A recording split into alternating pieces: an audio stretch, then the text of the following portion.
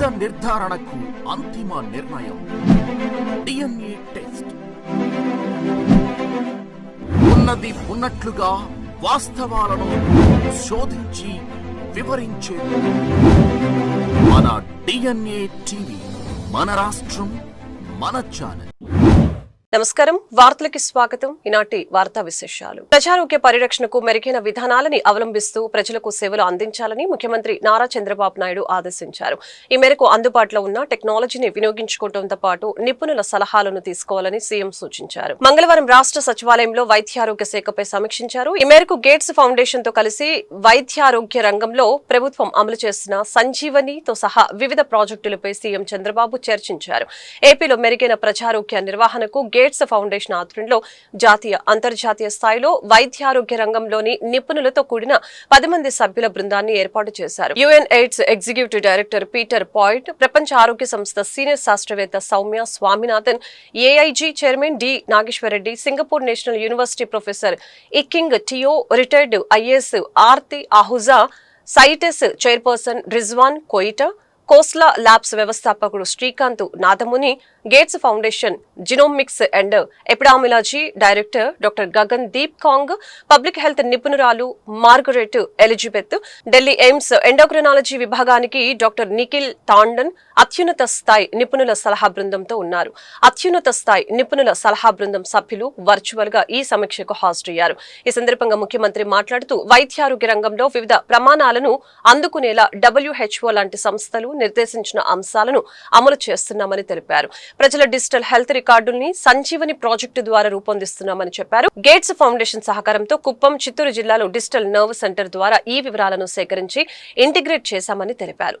Real టైంలోనే వారి వివరాలను తెలుసుకునేలాగా సంజీవని ప్రాజెక్టు పనిచేస్తుందని ఈ సందర్భంగా తెలిపారు. భవానీపురంలోని జోజీనగర్ లో 42 ప్లాట్ల బాధితుల్ని వైసీపీ అధినేత జగన్ పరామర్శించారు. భవానీపురంలో ఇటీవల ఇళ్లను కోల్పోయిన 42 కుటుంబాల తరపున ఆయన అనేక విషయాలను ప్రస్తావించారు.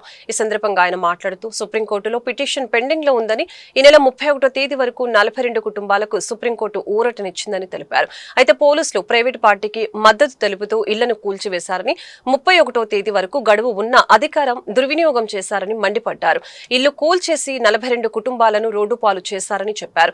2.17 ఎకరాల విలువ 150 కోట్లకు పైగా ఉంటుందని, 42 కుటుంబాలు 25 ఏళ్లుగా ఇక్కడే ఇల్లు కట్టుకుని ఉంటున్నాయని, వాళ్ల ఇళ్లను ధ్వంసం చేశారని వైఎస్ జగన్మోహన్ రెడ్డి పేర్కొన్నారు. భవానీపురం ఇళ్ల కూల్చివేతలపై సిబిఐ విచారణ జరిపించాలని, ఫేక్ సొసైటీ క్రియేట్ చేసి పేద ప్రజల ఆస్తులపై ఎలా కన్నేశారో తేలాలని వైఎస్ జగన్ తెలిపారు. 25 ఏళ్ల నుంచి ఇక్కడే ఉంటున్నారు. ఒక్కొక్కరికి లోన్లున్నాయి, 20 లక్షలు 25 లక్షల రూపాయలు బ్యాంకుల్లో రుణాలున్నాయి. వీళ్ళని తీసుకొని పోయి ఇప్పుడు నడు రోడ్డు మీద పెట్టారు. వీళ్ళు బతికేది ఎలా? వీళ్ళ లోన్లు ఎలా తీరుస్తారు? రాష్ట్ర ప్రభుత్వం కనికరం చూపించని ఈ పరిస్థితి నుంచి వీళ్ళ పరిస్థితి మారాలి. వీళ్ళందరికీ కూడా ఇమ్మీడియట్లీ ఇక్కడే గవర్నమెంట్ రావాలి. వీళ్ళకి సంబంధించిన లోన్లన్నీ కూడా గవర్నమెంట్ తన రెస్పాన్సిబిలిటీ కింద గవర్నమెంటే కట్టేట్టుగా తీసుకోవాలి. నష్టపోయిన వీళ్ళందరికీ కూడా ఇక్కడే స్థలాలు ఇస్తారా, లేకపోతే ఇలాంటి స్థలమే ఇంకో చోట ఇచ్చి ఇంకో ఇల్లు కట్టించి వీళ్ళకి న్యాయం చేస్తారా అన్నది గవర్నమెంట్ డిసైడ్ చేసుకోవాలి. చంద్రబాబు నాయుడు గారు గట్టిగా ఒకటే చెప్తా ఉన్నా, అయ్యా చంద్రబాబు, నువ్వు గన ఈ కార్యక్రమం చేయకపోతే రేపొద్దున మా ప్రభుత్వం వచ్చిన తర్వాత, వైఎస్ఆర్సీపీ ప్రభుత్వం వచ్చిన తర్వాత ఖచ్చితంగా చెప్తా ఉన్నాను, ఇదే ఎంక్వైరీ మేమేస్తాం. మిమ్మల్ని కోర్టు ముందర దోషులుగా నిలబెట్టడమే కాకుండా వీళ్ళందరికీ కూడా, బాధితులందరికీ కూడా కంటికి రెప్పలా మేమంతా కూడా కాపాడుకుంటూ, వీళ్ళందరూ కూడా ఎవరైతే నష్టపోయినారో ప్రతి ఒక్కరికి కూడా ఆ నష్టంలో ప్రభుత్వం భాగస్వామ్యమై వీళ్ళందరికీ తోడుగా ఉంటుందని చెప్పి బాధితుల తరఫున మీ జగనన్న మాటిస్తా ఉన్నాడు అని చెప్పి ప్రతి బాధితుడికి కూడా నేను చెప్తా ఉన్నాను.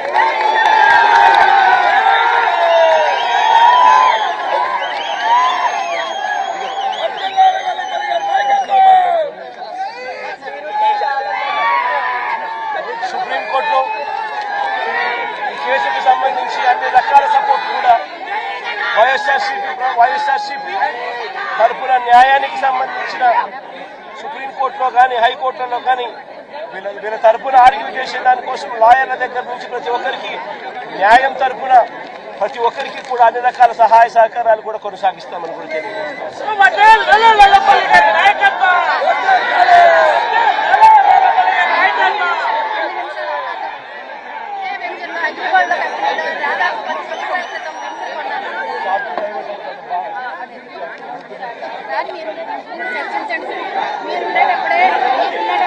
ఆరోగ్య వ్యవస్థను పటిష్టతను చేసే యోచనలో ముందుకు వెళ్తున్నామని మంత్రి సత్యకుమార్ యాదవ్ వెల్లడించారు. రాబోయే రోజుల్లో ఫీల్డ్ విజిట్ చేయడం జరుగుతుందని మంత్రి తెలిపారు. రాష్ట్ర ఆరోగ్య వ్యవస్థలో మార్పు తీసుకుని రావడం జరుగుతుందని మంత్రి సత్యకుమార్ యాదవ్ తెలిపారు. మంగళవారం మీడియాతో మాట్లాడుతూ 10 వ్యాధులను మ్యాపింగ్ చేసి ఎక్స్పర్ట్స్ ఆలోచనలకు అనుగుణంగా ట్రీట్మెంట్ చేయడం జరుగుతుందని వెల్లడించారు.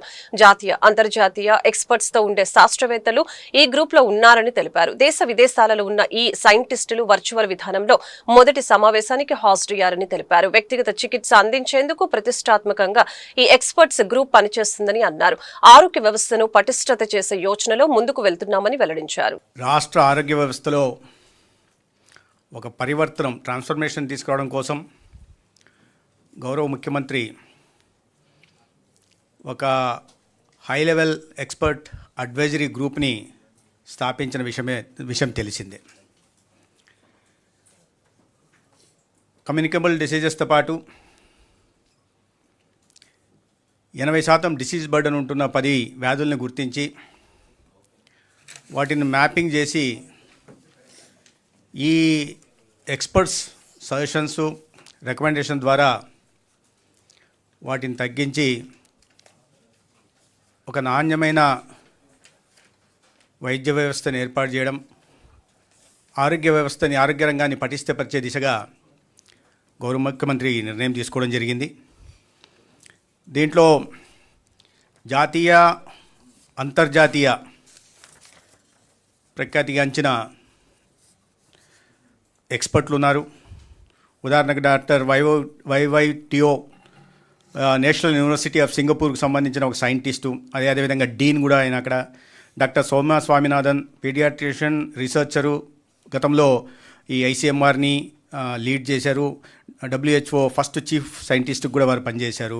అదేవిధంగా సర్ పీటర్ పొయాట్, ఇతను ఎలోబా వైరస్ని కనుక్కున్న సైంటిస్టు. డాక్టర్ మార్గరెట్ ఎలిజబెత్ క్రక్, ఈవిడ కూడా ఈ హార్వర్డ్ యూనివర్సిటీలో TH Chan school of public health ప్రొఫెసర్గా కూడా ఉన్నారు. అదేవిధంగా గతంలో ఐఏఎస్ ఆఫీసర్గా ఉంటూ తర్వాత ప్రస్తుతం ఒక రీసెర్చర్గా ఉంటూ ఇంటర్నేషనల్ హెల్త్ ఇన్స్టిట్యూట్కి రీసెర్చర్గా ఉంటున్న డాక్టర్ ఆర్తి అహూజా. అదేవిధంగా doctor Gagandeep Kang, director global health Gates Foundation. అదేవిధంగా శ్రీకాంత్ నాదముని, ఎవరైతే ఈ ఆధార్ ప్లాట్ఫామ్కి CTO ఉన్నారో, డిజిటల్ ఇన్ఫ్రాస్ట్రక్చర్ అడ్వాన్స్మెంట్కి దేశంలో కృషి చేశారో ఆయన.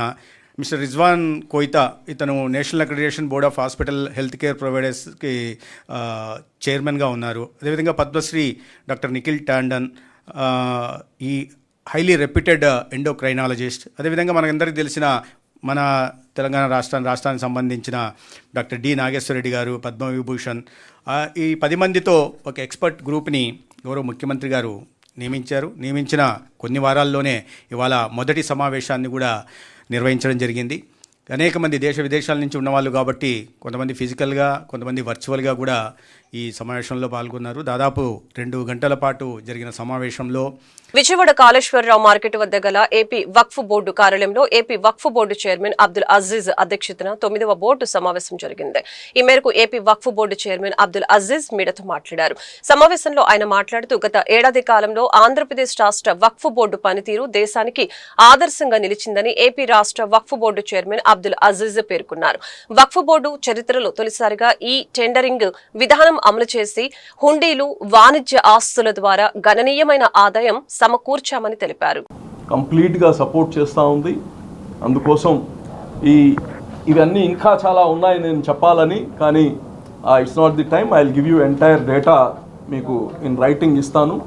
సో ఒకటే చెప్తున్నా, వక్ఫ్ భూములు మేము కొనేసుకుంటే ఇప్పుడు కాకపోతే 4 రోజుల తర్వాత మార్చుకోవచ్చు, చుక్కల భూముల్లాగా కాదు ఇది.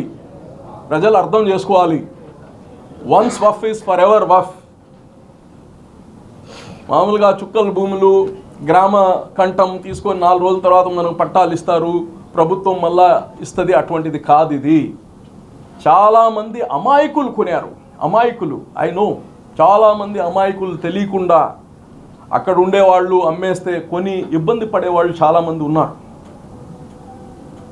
అయితే చాలామంది ల్యాండ్ గ్రాబర్స్ తెలిసి కావాలని ఒక ల్యాండ్ తీసుకోవచ్చు, మనకిక్కడ మజల్ పవర్ ఉంది అని తీసుకునే వాళ్ళు చాలామంది ఉన్నారు. వాళ్ళందరికీ చెప్తున్నా నేను, ఒక్క అంగుళం కానీ మీరు తీసుకోలేరు. ఏమన్నా తీసుకున్నా అవన్నీ కానీ రిటర్న్ చేయాల్సి వస్తుంది. అందరికి చెప్తున్నా, మీరు భూములు ఎప్పుడైనా కొనాలనుకునేప్పుడు ఒక్కసారి భూములు అని మీకు అనుమానం వచ్చినా ఈ ఆఫీస్తో ఎంక్వైరీ చేసి కొనండి. ఇప్పుడు అన్నీ ఈ పోర్టల్లో అన్నీ రెడీ అయిపోయింది కాబట్టి ప్రతి జిల్లా హెడ్ క్వార్టర్స్లో మొత్తం మా ఆస్తి వివరాలు పెడతాం. అలాగనే వెబ్సైట్లో కానీ పెడతాం. మీకు ఏదైనా డౌట్ ఉంటే ఫలానా ఆస్తి అని మీరు చూసుకోవచ్చు. మీరు కొనేసి బాధపడే బదులు కొనక ముందు 1-2 సార్లు చెక్ చేసుకోండి. ఇది దేవుడు ఆస్తులు, అమ్మడానికి నాకు పవర్ లేదు, మార్చడానికి పవర్ లేదు. ఏదైనా ప్రభుత్వం అత్యవసరంగా ఏదైనా ప్రజలకి సేవకి పనికి వస్తాయి, ప్రజలకి ఏదో ఎమర్జెన్సీ అంటే దానికి మాత్రం తప్ప వ్యక్తిగతంగా బోర్డు అమ్మడం, కొనడం, మార్పిడి చేయడం ఇవన్నీ జరగవు. కాబట్టి once Waqf is for ever Waqf. ఎవరు కానీ దయచేసి ఇటువంటి దాంట్లో మీరు ట్రేడ్ చేయొద్దు అని కానీ తెలియదు. తన నియోజకవర్గంలో ప్రజల సమస్యల పరిష్కారం కోసం ప్రత్యేకంగా సుజనా మిత్ర వ్యవస్థను ఏర్పాటు చేసినట్లు పశ్చిమ ఎమ్మెల్యే సుజనా చౌదరి పేర్కొన్నారు. సీఎం ఆదేశాల మేరకు ప్రతి నియోజకవర్గంలో ప్రజా దర్బార్ నిర్వహించాలనే ఉద్దేశంతోనే ప్రత్యేక కార్యక్రమాన్ని ఏర్పాటు చేస్తున్నామని వెల్లడించారు. సమస్యలతో తన కార్యాలయానికి వచ్చే వారికి పార్టీలకు అతీతంగా పరిష్కారం చేస్తానని సుజనా చౌదరి హామీ ఇచ్చారు. విజయవాడ పశ్చిమ నియోజకవర్గంలోని స్థానిక ఎమ్మెల్యే సుజనా చౌదరి ముఖ్యమంత్రి ఆదేశాల మేరకు ప్రజా దర్బార్ నిర్వహించారు.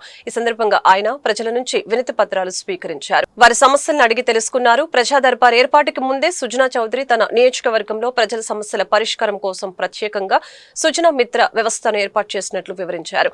ఈ సుజనా మిత్ర కోఆర్డినేటర్లు గత 15 నెలల నుంచి ప్రతి డివిజన్ లో తిరుగుతూ ప్రజల సమస్యల్ని స్వీకరిస్తూ పరిష్కారం కోసం కృషి చేస్తున్నారని తెలియజేశారు. కార్యక్రమంలో టీడీపీ ఎన్టీఆర్ జిల్లా అధ్యక్షులు నెట్టెం రఘురాం, నాగుల్ మీరా, పైలా సోమినాయుడు, అడ్డూరి శ్రీరామ్ తో పాటు వివిధ శాఖలకు చెందిన అధికారులు కూడా పాల్గొన్నారు. విద్యాశాఖ మంత్రి నారా లోకేష్ విద్యారంగంలో అనేక విప్లవాత్మకమైన మార్పులు తీసుకువస్తున్నారని తూర్పు నియోజకవర్గ ఎమ్మెల్యే గద్దె రామ్మోహన్ తెలిపారు. తూర్పు నియోజకవర్గ పరిధిలోని 4వ డివిజన్ పరిధిలోని ఏపీఐఐసి కాలనీలో రేగుల అనురాధ మున్సిపల్ ఎలిమెంటరీ స్కూల్లో అంగన్వాడీ స్కూల్ నిర్మాణానికి అనువైన స్థలాన్ని ఎమ్మెల్యే గద్దె రామ్మోహన్ పరిశీలించారు. ఈ సందర్భంగా ఎమ్మెల్యే గద్దె రామ్మోహన్ మాట్లాడారు. ఏపీఐఐసి కాలనీలో నూతనంగా అంగన్వాడీ స్కూల్ ఏర్పాటు చేయడానికి 35 లక్షలను కేటాయించామని అన్నారు. ఈ అంగన్వాడీ పాఠశాలలో అన్ని సౌకర్యాలు కల్పించాలని స్పష్టంగా పేర్కొన్నారని అన్నారు. చిన్నతనం నుంచే మంచి పౌష్టిక విలువలతో కూడిన ఆహారం అందించడం ద్వారా వారు మంచి ఆరోగ్యవంతులుగా తయారు అవుతారనే మంచి ఉద్దేశంతో విద్యాశాఖ మంత్రి నారా లోకేష్ చక్కటి మెనూను సిద్ధం చేశారని చెప్పారు. ఏపీఐసి కాలనీలో అంగన్వాడీ స్కూలు నూతన భవన నిర్మాణం కోసం కార్పొరేషన్ వారు 35 లక్షలు శాంక్షన్ చేయడం జరిగింది.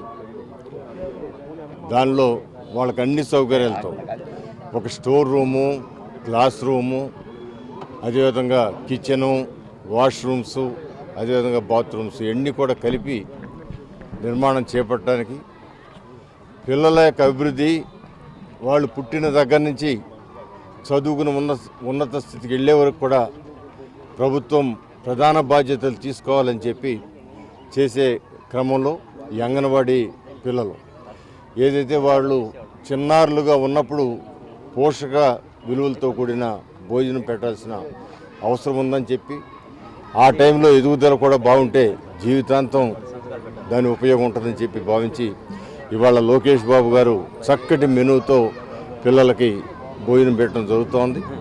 అలాంటి వాళ్ళకి అన్ని లోన స్టోర్ రూమ్ వాళ్ళు వచ్చే సరుకులన్నీ కూడా భద్రంగా దాచుకోవడానికి, ఎలాంటి పాడవకుండా చూసుకోవడానికి అన్ని సౌకర్యాలతో ఒక బిల్డింగ్ని ఏర్పాటు చేసుకోవడం జరిగింది. అదేవిధంగా ఈ స్కూల్ని అప్గ్రేడ్ చేయాలనే ఆలోచన, అదేవిధంగా ఒక బయట నుంచి ఈ ప్రాంతంలో చదువుకున్న వాళ్ళు దీనికి కావలసిన నిధులు కూడా సమకూరుస్తామని చెప్పి మా కార్పొరేటర్ జాతి సాంబశివరావు చెప్తా ఉన్నారు. దాని విధానంలో కూడా ఈ స్కూల్నంతా కూడా పైనంతా కూడా బాగు చేసి పిల్లలకి దీని అవకాశం ఉంటే అప్గ్రేడ్ చేయాలనే ఆలోచన కూడా ఉంది 6-7 తరగతులకి. ఆ విధంగా విద్యా విధానంలో అనేకమైన మార్పులు తీసుకొస్తున్న మన యువ మంత్రివర్యులు నారా లోకేష్ బాబు గారికి మనస్ఫూర్తిగా నేను మా నియోజకవర్గం తరఫున కృతజ్ఞతలు తెలియజేస్తూ అంగన్వాడీ పిల్లలకి అత్యంత సౌకర్యవంతమైన బిల్డింగ్ని ఏర్పాటు చేసుకోగలిగినందుకు కొండూరు మండలంలోని కుంటముక్కల గ్రామంలోని డాక్టర్ బిఆర్ అంబేద్కర్ గురుకులం బాలికలు పాఠశాలని మైలవరం ఎమ్మెల్యే వసంత వెంకట కృష్ణ ప్రసాద్ మంగళవారం ఆకస్మిక తనిఖీ చేశారు. విద్యార్థినులతో సరదాగా గడిపారు. తల్లికి వందనం పథకం అందరికీ వర్తింప చేశారా అని ప్రశ్నించారు. అందరికీ ఈ పథకం కింద సొమ్ము జమ చేసినట్లు వారు తిరిగి సమాధానం ఇచ్చారు. ఇక్కడ భోజనం బాగుంటుందా? వారానికి ఎన్నిసార్లు నాన్ వెజ్ భోజనం పెడుతున్నారు? ప్రతిరోజు గుడ్డు ఇస్తున్నారా లేదా అని ప్రశ్నించారు. భోజనం నాణ్యతతో రుచిగా శుచిగా ఉంటుందని విద్యార్థినులు సమాధానం ఇచ్చారు. ఇంకా ఇక్కడ ఏమైనా సమస్యలున్నాయా అని ప్రశ్నించగా విద్యార్థినులు సమస్యలేమీ లేవని చెప్పడంతో అబద్ధం చెప్తున్నారంటూ బాలికలతో మాట కలిపారు. కాలక్రమంతో పాటు ఇటీవల బుడమేరు వరదకు వసతి భవనం శిథిలమవ్వడంతో విద్యార్థినులు తరగతి గదుల్లోనే నిద్రించడం తెలిసి ఎమ్మెల్యే వసంత కృష్ణ ప్రసాద్ చలించారు. వారి సమస్యల్ని తానే చెప్పి వారంలోగా సమస్యల్ని పరిష్కరించడానికి కృషి చేస్తానని హామీ ఇచ్చారు. స్వాతంత్ర్యం వచ్చి అనేక సంవత్సరాలైన నాయ బ్రాహ్మణులకి ఏ రాజకీయ పార్టీ చట్టసభల్లో అవకాశం ఇవ్వలేదని ఆంధ్రప్రదేశ్ నాయ బ్రాహ్మణ సంఘం అధ్యక్షులు ముసిడిపల్లి రమణ ఆవేదన వ్యక్తం చేశారు. గత ప్రభుత్వం 5 సంవత్సరాల కాలంలో నాయ బ్రాహ్మణ కార్పొరేషన్ ని నిర్వీర్యమైపోయిందని, కూటమి ప్రభుత్వం ఏర్పడిన తర్వాత కూడా జీవోలు ఇచ్చినా అమలు కాకపోవడం వలన తమ జాతికి నష్టం వాటిల్లుతుందని తెలిపారు. చట్టసభల్లో తమ గోడు చెప్పుకునేందుకు జనాభా ప్రాతిపదికన ఒక ఎమ్మెల్సీ ఇవ్వాలని కూటమి ప్రభుత్వాన్ని డిమాండ్ చేశారు. ఆంధ్రప్రదేశ్ నాయ బ్రాహ్మణ సంఘం ఆధ్వర్యంలో గాంధీనగర్ ప్రెస్ క్లబ్ లో మీడియా సమావేశం నిర్వహించడం జరిగింది. ఈ సమావేశంలో సంఘం అధ్యక్షుడు ముసిడిపల్లి రమణ, ప్రధాన కార్యదర్శి కరేటి నరసింహారావులు మాట్లాడారు. అనేక సంవత్సరాలుగా వెనుకబడిన వర్గాలుగా ఉన్న నాయ బ్రాహ్మణుల అభివృద్ధికి ప్రభుత్వాలు చిత్తశుద్ధితో పనిచేయడం లేదని తెలిపారు. గత జగన్ ప్రభుత్వంలో నాయ బ్రాహ్మణ కార్పొరేషన్ ఏర్పాటైనా నిధులు కేటాయించకుండా నిర్వీర్యం చేశారని తెలియజేశారు. రాష్ట్రంలో తమ కోసం కమ్యూనిటీ హెల్ప్ లేదని, నేటి వరకు ఒక్క కళ్యాణ మండపం కూడా లేదని ఆవేదన వ్యక్తం చేశారు. తమ గోడు చట్టసభల్లో చెప్పుకునేందుకు జనాభా ప్రాతిపదికన ఒక ఎమ్మెల్సీ అయినా కేటాయించాలని ప్రభుత్వాన్ని కోరారు. వైఎస్ జగన్ ప్రభుత్వంలో వచ్చిన తర్వాత ఆ నాయ బ్రాహ్మణ ఫెడరేషన్ అనే దాన్ని కార్పొరేషన్గా మార్పు చేయడం జరిగింది.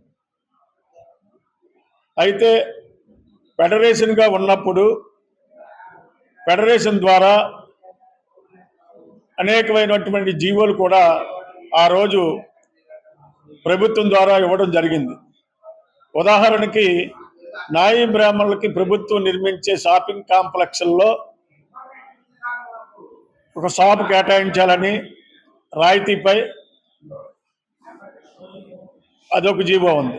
అట్లాగే నాయ బ్రాహ్మణులకి జిల్లాల వారీగా వెల్ఫేర్ కమిటీ అనేది ఒకటి ఉండేది. ఆ వెల్ఫేర్ కమిటీకి చైర్మన్గా జేసీ గారు ఉండేవారు.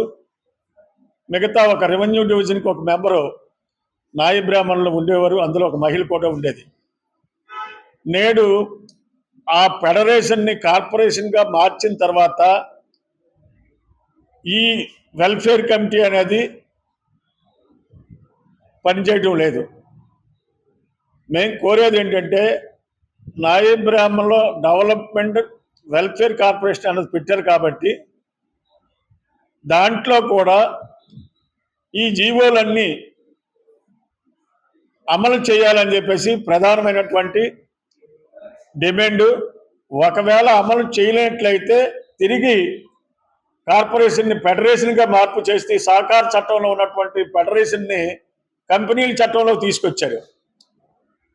సహకార చట్టంలో ఉండేటప్పుడు ఆ సహకార చట్టం ద్వారా మా వాళ్ళకి ఆర్థికంగా ఎంతో ఉపాధి జరిగేది. బడ్జెట్ ఇన్స్ట్రుమెంట్ ₹1,00,000 ఉంటుందండి. ₹1,00,000 కూడా అదే గవర్నమెంట్ మాకు సబ్సిడీ లోన్ ఇస్తే ఒక ₹50,000 సబ్సిడీ కట్టుకుంటాం.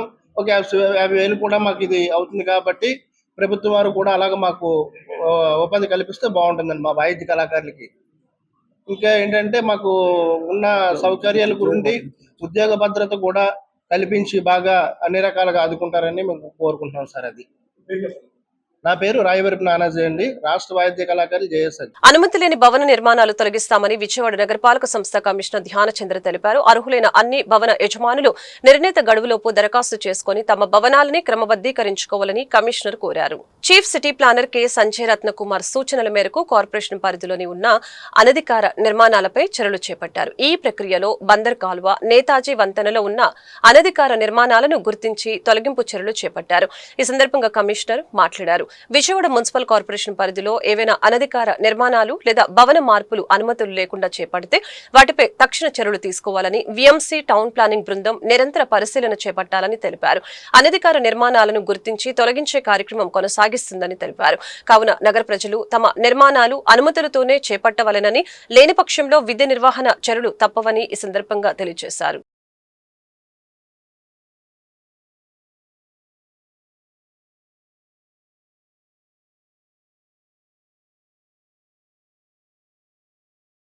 విశాఖపట్నం కేంద్రంగా ఏర్పాటు చేసిన రైల్వే జోన్కి నేటి వరకు ఎందుకు గెజెట్ విడుదల చేయలేదని లోక్సత్తా రాష్ట్ర అధ్యక్షులు బి శెట్టి బాబ్జీ ప్రశ్నించారు.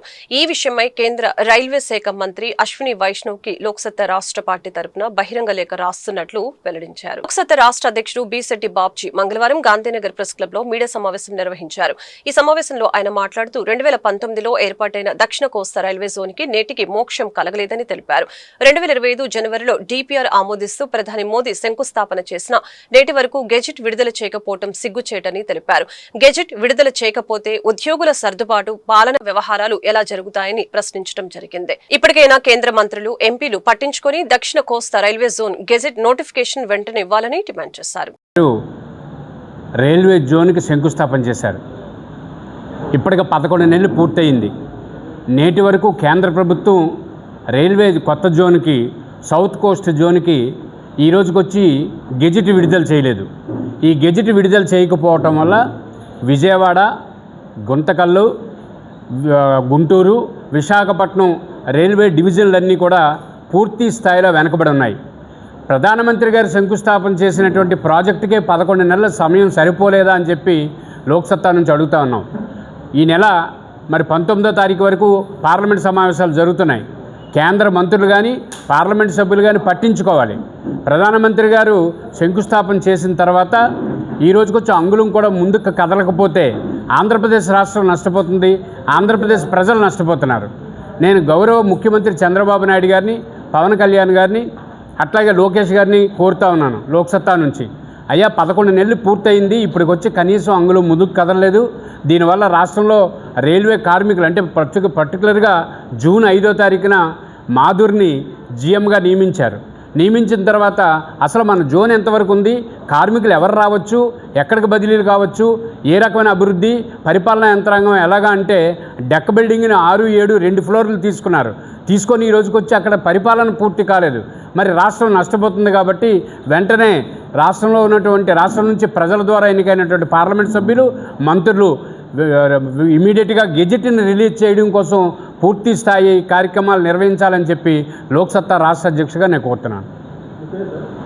నా పేరు బి శెట్టి బాబ్జీ, నేను లోక్సత్తా ఆంధ్రప్రదేశ్ రాష్ట్ర అధ్యక్షుడు. సామాజిక ఉద్యమకారిని. ముఖ్యంగా 2014లో విభజన చట్టంలో పెట్టిన అంశాన్ని ఇప్పుడు దాకా కూడా అమలు జరగకపోవటం, బాబ్జీ గారు చెప్పినట్టు అది జరగడానికి కూడా ఇన్ని అడ్డంకులుగా క్రియేట్ ఉంటాం. దానికి ముఖ్యంగా మన పార్లమెంట్ సభ్యులు అప్పటి నుంచి ఇప్పుడు దాకా ఎన్నికైన పార్లమెంట్ సభ్యులు కానీ, ఇప్పుడు పార్లమెంట్ సభ్యులు కానీ చాలా తీవ్రంగా వాళ్ళు ముందుకు నడవాల్సిన బాధ్యత ఉంది. ఆ బాధ్యతని కంపల్సరీ నెరవేర్చి కేంద్ర ప్రభుత్వంపై ఒత్తిడి తీసుకొచ్చి దాన్ని నెరవేర్చాల్సిన బాధ్యత అనేది ముఖ్యంగా హెచ్చరిస్తున్నాం.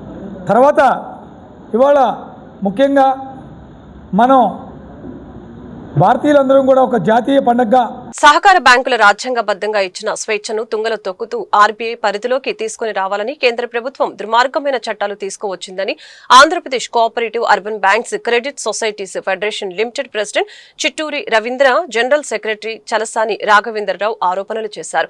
సహకార బ్యాంకుల డైరెక్టర్లకు అర్హతలు నిర్ణయించే అధికారాన్ని రిజర్వ్ బ్యాంకుకు కట్టబెట్టడం దుర్మార్గమని తెలిపారు. Andhra Pradesh cooperative urban banks credit societies federation ఆధ్వర్యంలో గాంధీనగర్ ప్రెస్ క్లబ్ లో మంగళవారం మీడియా సమావేశం నిర్వహించడం జరిగింది.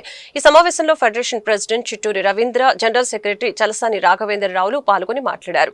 2020లో హఠాత్తుగా సంప్రదింపులు కూడా లేకుండా బ్యాంకింగ్ రెగ్యులేషన్స్ మార్పులు చేశారని తెలిపారు. సహకార బ్యాంకులు అనే పదాన్ని బ్యాంకింగ్ కంపెనీగా మార్పు చేశారని తెలిపారు. ఆర్బీఐకి అనుగుణంగా అనేక మార్పులు చేసుకుంటూ ఉన్న సహకార బ్యాంకుల స్వేచ్ఛకు భంగం వాటిల్లే విధంగా కేంద్రం చట్టాలను తీసుకువచ్చిందని తెలియజేశారు. వెంటనే కేంద్రం తీసుకున్న నిర్ణయాలను ఉపసంహరించుకోవాలని అన్నారు. కార్యక్రమంలో federation vice president Sheikh Abdul Jilani తదితరులు పాల్గొన్నారు.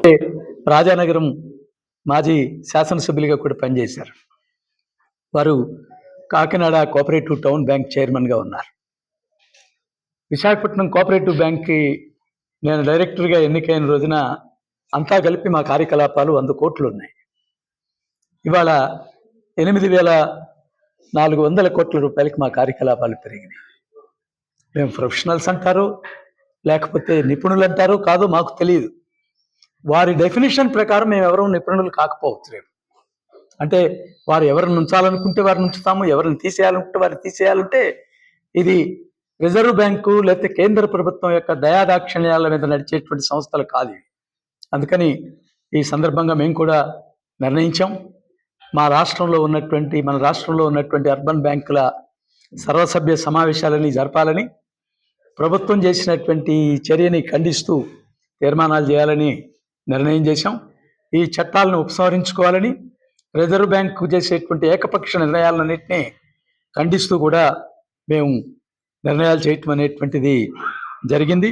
అట్లాగే అర్బన్ బ్యాంకుల జాతీయ సమాఖ్య ద్వారా కూడా ఈ అంశాలని, ఎందుకంటే దేశమంతా ఒకేసారి కొంత గందరగోళాన్ని సృష్టించడానికి ఇట్లాంటివి ఉపయోగపడింది. ఇది ప్రజల యొక్క. ఈ వార్తలు ఇంతటితో సమాప్తం. మరొక బులెటిన్లో మళ్ళీ కలుద్దాం. నమస్కారం.